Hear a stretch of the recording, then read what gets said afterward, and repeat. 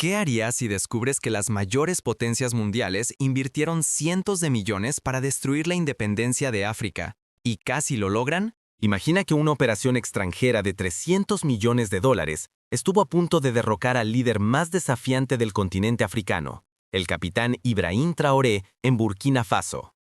Esta no es una teoría de conspiración, es una realidad documentada con pruebas irrefutables. Durante meses, redes de inteligência de Ocidente orquestraram uma operação sem precedentes, coordenando agentes, financiando traições e ativando contatos secretos em numerosos países africanos.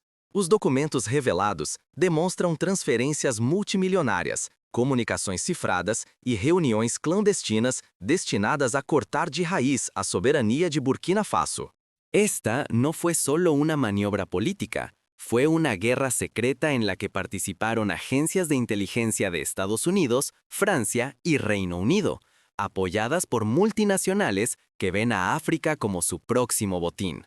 A cambio de su apoyo, prometían restaurar concesiones mineras y contratos energéticos a empresas extranjeras, entregando la riqueza africana al mejor postor. Pero la mayor sorpresa llegó cuando una alianza sin precedentes entre servicios de inteligencia africanos, rusos y chinos logró infiltrar y desmantelar toda la operación.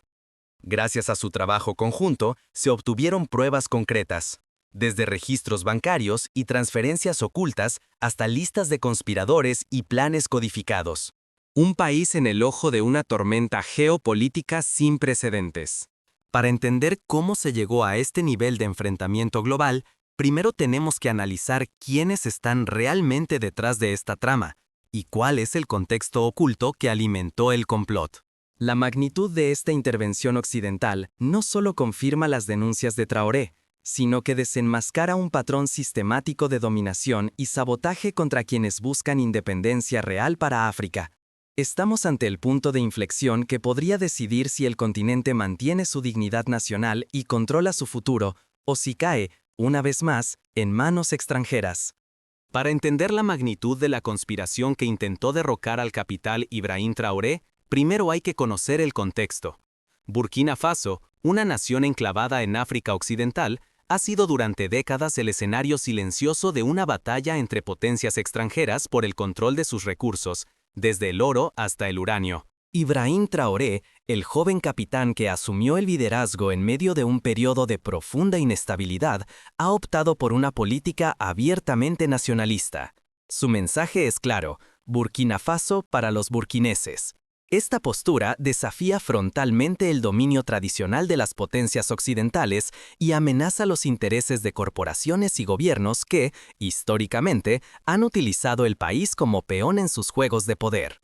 El continente africano, y especialmente el Sahel, ha sido blanco de múltiples intervenciones extranjeras. Operaciones militares, golpes de Estado silenciados, manipulación de economías y la instauración de líderes afines han sido tácticas repetidas una y otra vez. Estas acciones buscan proteger intereses económicos, concesiones mineras y rutas estratégicas, todo mientras se justifica la intervención bajo pretextos de seguridad o desarrollo. Ignorar la historia de injerencias y manipulaciones en Burkina Faso y el resto de África es permitir que los ciclos de dominio extranjero se repitan una y otra vez. Solo comprendiendo cómo llegamos aquí, podemos entender la gravedad de lo que estuvo a punto de ocurrir. Pero, ¿cómo una conspiración tan compleja logró infiltrarse en todos los niveles del Estado? Pero ahora, el tablero geopolítico es más complejo que nunca. Occidente compite abiertamente con Rusia y China, que han incrementado su presencia en África a través de acuerdos económicos, cooperación militar y apoyo a gobiernos que buscan mayor autonomía. La rivalidad internacional convierte a países como Burkina Faso en el epicentro de una nueva guerra fría, donde la soberanía nacional está en juego y cualquier movimiento puede alterar el equilibrio global. En los próximos minutos, te revelaré los detalles asombrosos de la operación secreta, desde las primeras transferencias millonarias hasta la noche en la que el destino de Burkina Faso pendió de un hilo. La operación Golden Reset, la maquinaria invisible del golpe en marcha.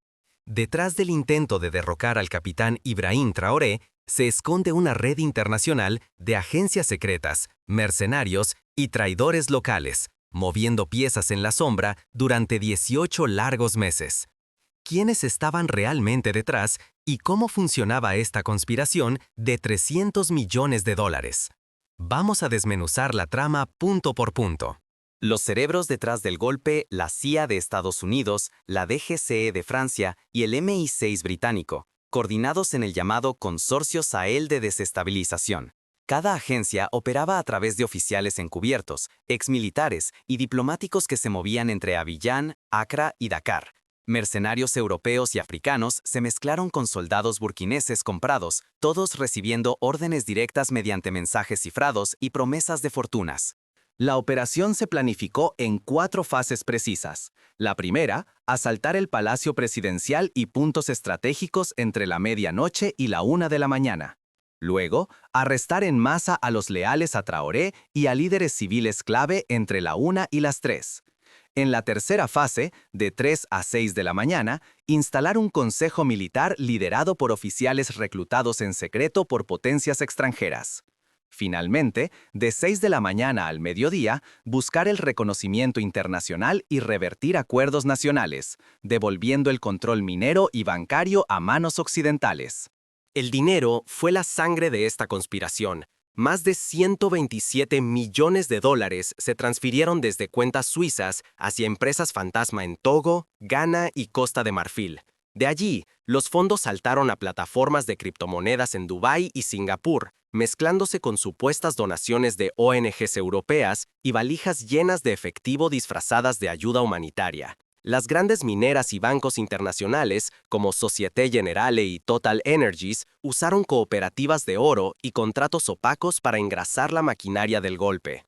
Los reclutadores usaron chantaje, amenazas y ofertas de protección para captar a decenas de oficiales jóvenes y funcionarios estatales. Los nombres clave: el coronel Marcus Williams, de las Fuerzas Especiales estadounidenses, el coronel Pierre Dubois, de la DGSE francesa, y oficiales del MI6 británico, todos vinculados a pagos, armas y planes de fuga en caso de fracaso. La corrupción fue sistemática.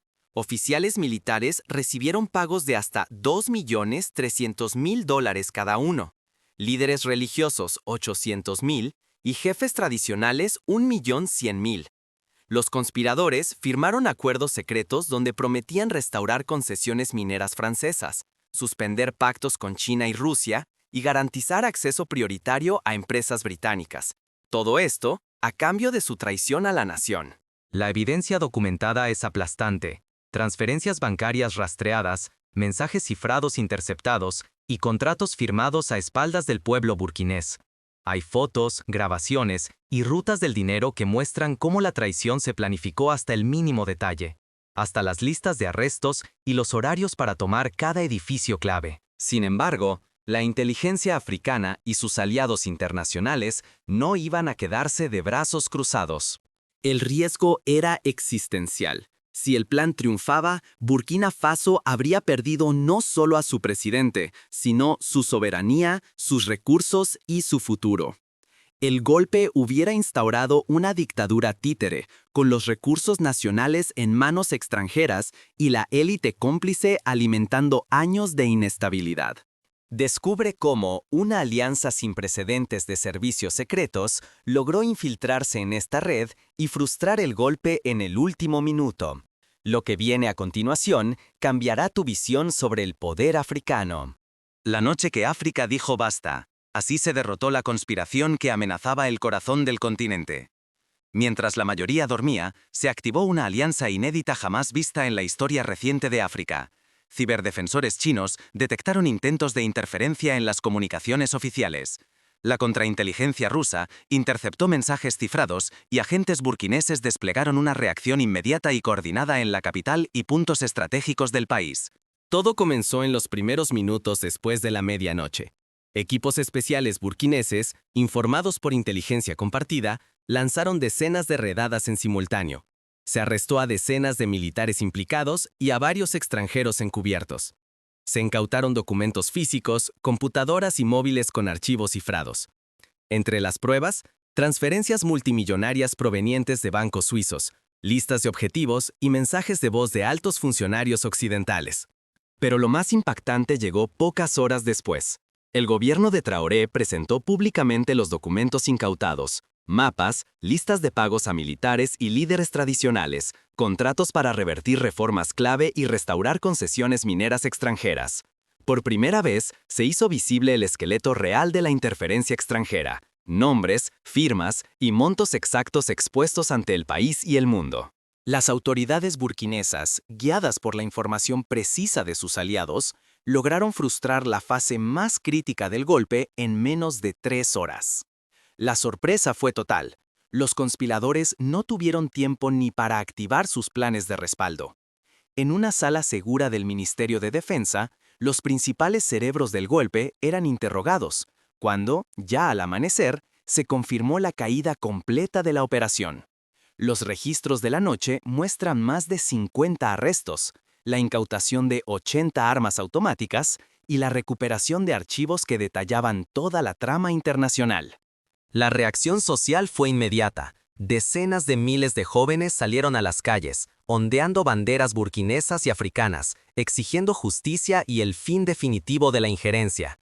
En las redes sociales, desde Dakar hasta Luanda, se multiplicaron los mensajes de apoyo y llamados a la unidad continental. Sindicatos, agrupaciones estudiantiles y hasta asociaciones de campesinos expresaron su indignación y solidaridad con el gobierno legítimo. Comenzaron los juicios históricos. Por primera vez en Burkina Faso, y quizás en África Occidental, un tribunal especial transmitió en directo las audiencias de los principales acusados.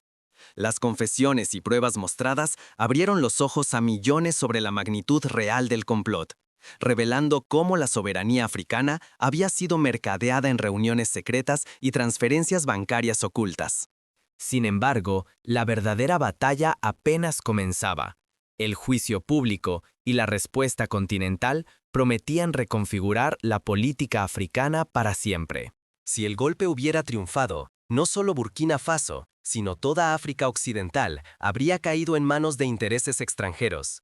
El futuro económico, la dignidad y los recursos de decenas de millones habrían quedado hipotecados durante décadas.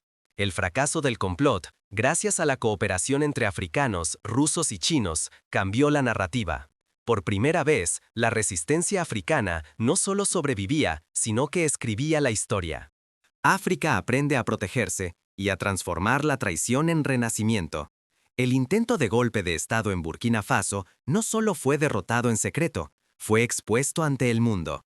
Por primera vez, los juicios públicos fueron transmitidos por televisión, mostrando confesiones de los conspiradores, pruebas incontestables y revelando sin censura los nombres de políticos, diplomáticos y agentes extranjeros implicados. Este escándalo aceleró el nacimiento de una nueva Unión Africana. Se firmaron pactos de defensa colectiva. Un ataque contra uno será un ataque contra todos. Se acordó avanzar hacia una moneda común africana, estableciendo bancos centrales regionales y facilitando por primera vez el comercio libre entre naciones africanas, sin depender del dólar ni del euro. Las imágenes de estos juicios recorrieron el continente. Millones de personas salieron a las calles en Dakar, Lagos, Nairobi y Kinshasa, exigiendo justicia y defendiendo la soberanía de sus países. En respuesta, varios gobiernos africanos expulsaron a diplomáticos occidentales y declararon persona non grata a quienes participaron, mientras que la Unión Africana impuso sanciones inéditas a países occidentales por interferencia comprobada. Las alianzas dieron un giro. Rusia, China e Irán ofrecieron tecnología, asesoría en defensa cibernética y financiamiento para grandes proyectos de infraestructura. Los aeropuertos, centrales eléctricas y redes ferroviarias empezaron a ser construidos por ingenieros africanos y socios no occidentales, priorizando el desarrollo interno y el control de los recursos. No aprender de esta experiencia sería condenar a África a repetir el ciclo de dominación y saqueo, dejando abierta la puerta a nuevas conspiraciones extranjeras.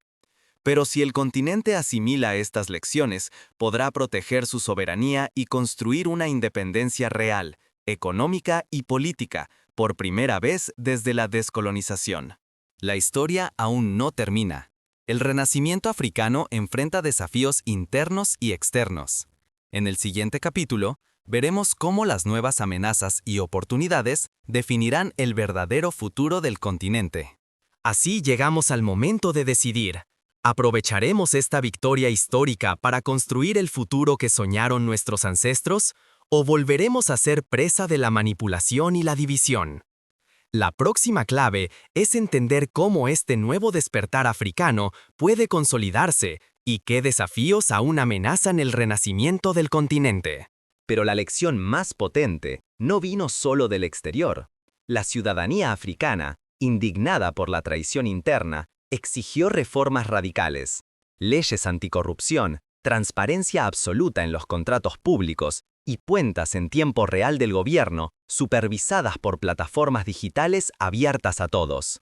Surgió un nuevo modelo de liderazgo, basado en el mérito, la rendición de cuentas y la vigilancia constante de la sociedad civil. El golpe falló, pero la vigilancia es eterna.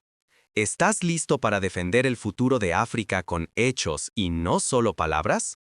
Pero si algo nos enseña la historia, es que la libertad no se hereda, se defiende.